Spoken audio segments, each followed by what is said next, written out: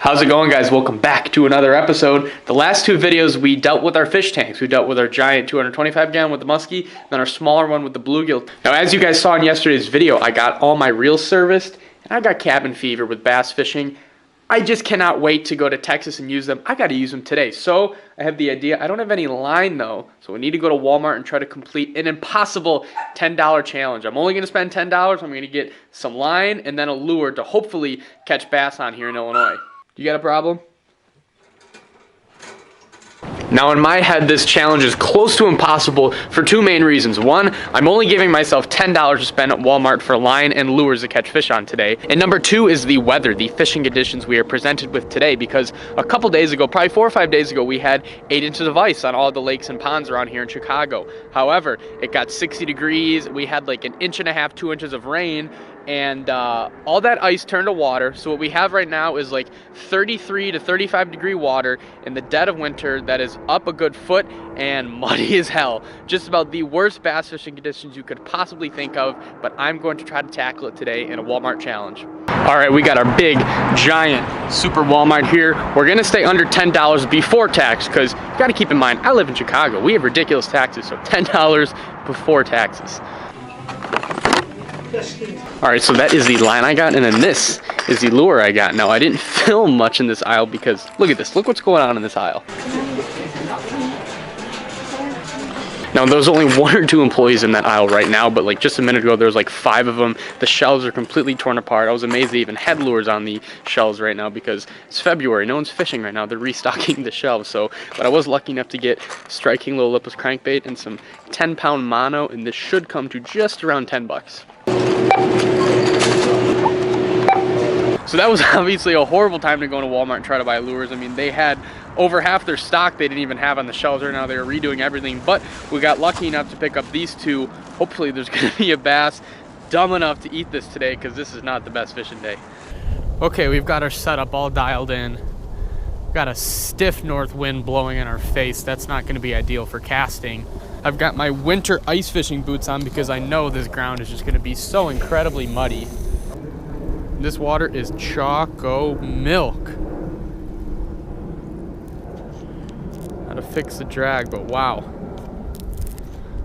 Now, I bought mono fishing line because that's the only thing I could fit within $10, but typically when fishing lipless crankbaits, I don't go anything. See, like right here's the problem. On mono, you're not gonna feel when you got crap on your bait, and the fish won't bite it unless it's pretty clean. The fish aren't gonna bite a lipless crankbait if it's got weeds and muck all over it. When I'm fishing lipless crankbait, I prefer braid. Fluoro is obviously good too. That's what most people use it. I just like braid because I like to always rip it out of the weeds. But yeah, see on this one too, I got a bunch of gunk. Now, the reason I went with a lipless crankbait is because these fish are still completely dead, asleep, lethargic because it's winter.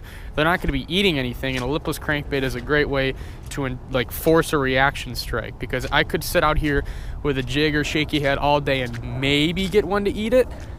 But if a lipless crankbait runs in one of their faces, I have a decent chance of them just snapping at it.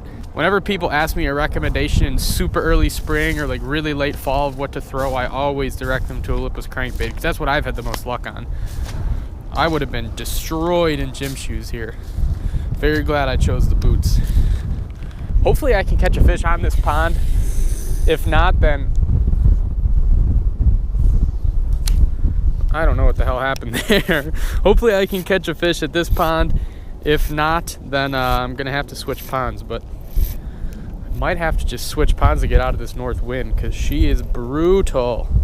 I'm picking up stuff on every cast, but I have not lost hope yet. I've only been here for about 10-15 minutes, and I know all it takes is that one cast to get an inch from his nose. Once the water warms up, the lipless crankbait works just as well, but my favorite pre-spawn lure is a chatterbait. See, look at this. This is just, yeah. That's what I want to be in. Some good green weeds, not the leaves. There's dead matter floating around the surface and in the mid-water column all over the pond, so it does not make fishing with treble hooks very easy. So this is when I like braid. I can tell I got something on the lure. If I had braid on, I could just rip it really hard, and there's no stretch in braid, so it'll rip that lure away and oftentimes rip whatever's on the hooks. it'll take it off the hooks. Like as you can see with monofilament line, what I'm using right now is just all stretched, so I can't effectively rip stuff off the bait, rip the bait off the bottom, the grass, stuff like that. Come on, Bitsy.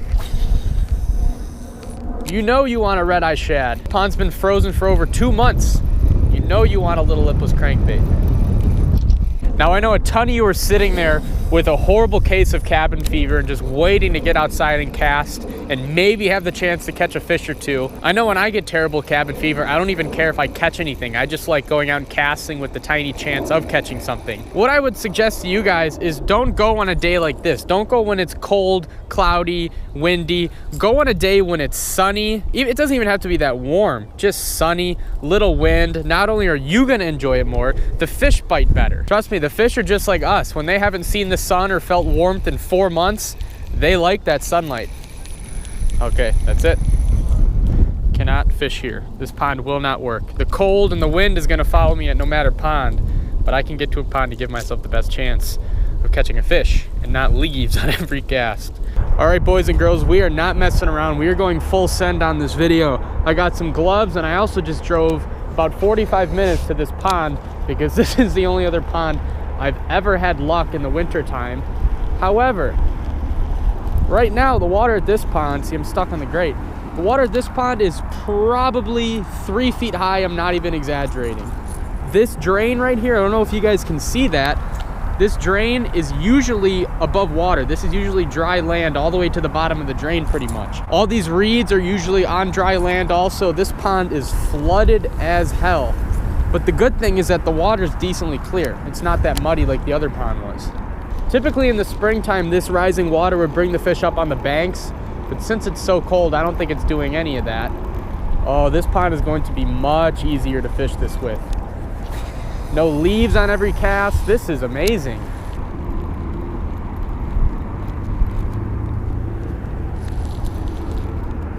There's a fish. Oh, we caught a fish today, guys. Does this count? Does this count for me completing the challenge? No. But that might explain why there's huge bass in this pond. I had no idea that there were shad in here. Absolutely no idea. See, it's never a waste of time in the wintertime when you can get out and cast open water. That made the trip right there. A bass is just a bonus at this point. What is that? No. No. No. I was just about to switch sides of the pond.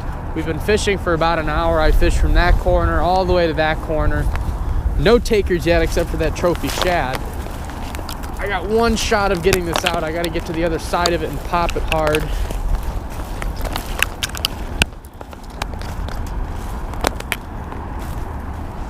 There's a good view. Water's up, but you can see it's still decently clear. All right, moment of truth. Ah, damn it. Yep, there it goes. Let me see what else I have in my truck. I'm pretty sure I have other lipless crankbaits because I want to keep with the challenge. And I want to prove that a lipless crankbait can catch them in the winter, even in the worst of conditions. Bingo, we found a couple red crankbaits. These are rattle traps too, and they're cheaper than Strike King. So if I would have found these in Walmart, it would have kept me under that $10 mark.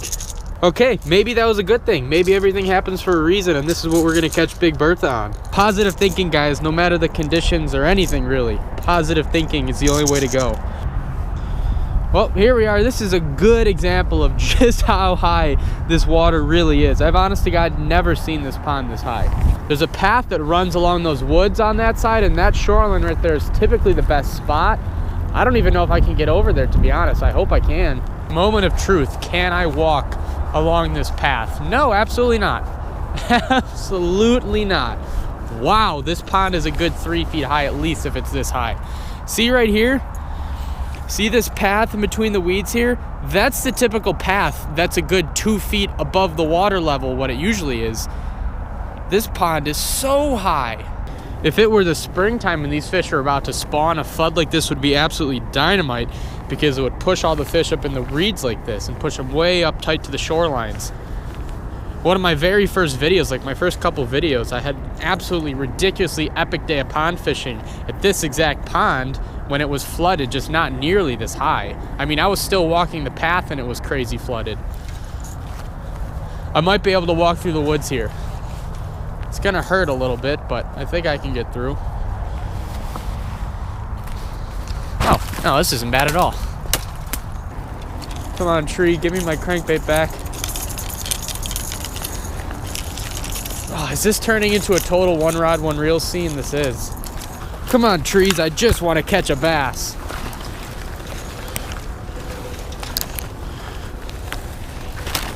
Okay.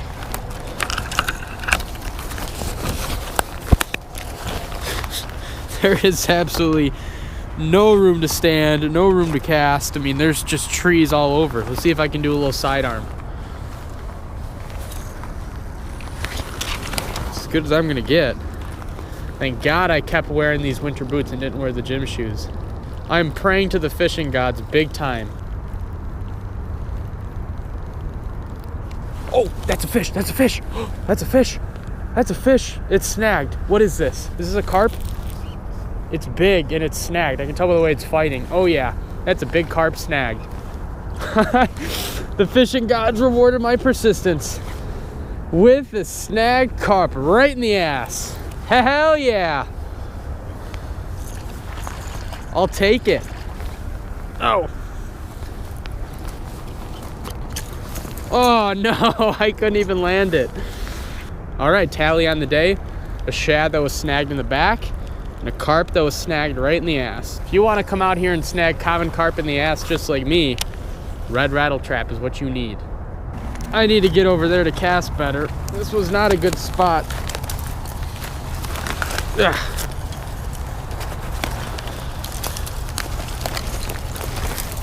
Oh, this is so dumb.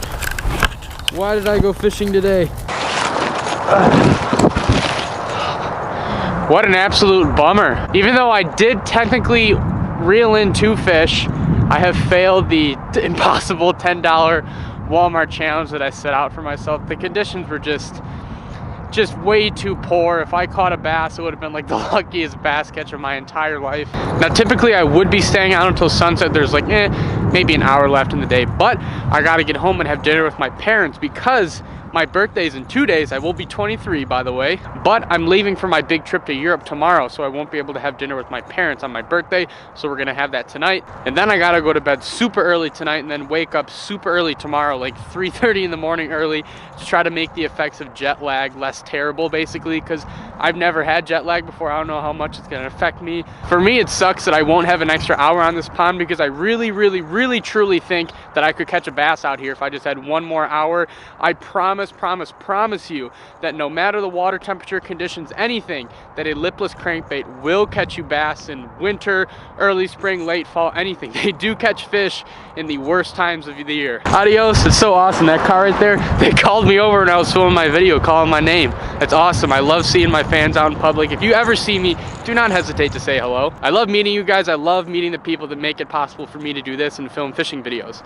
So all those of you with cabin fever and are just dying to go out and cast, it is not a complete waste of time to get out and cast in your local body of water if you have some open water with a lipless crankbait. I know I didn't exactly show that today. I was not able to catch a bass for you guys, but I promise you it does work. Lipless crankbait in the winter.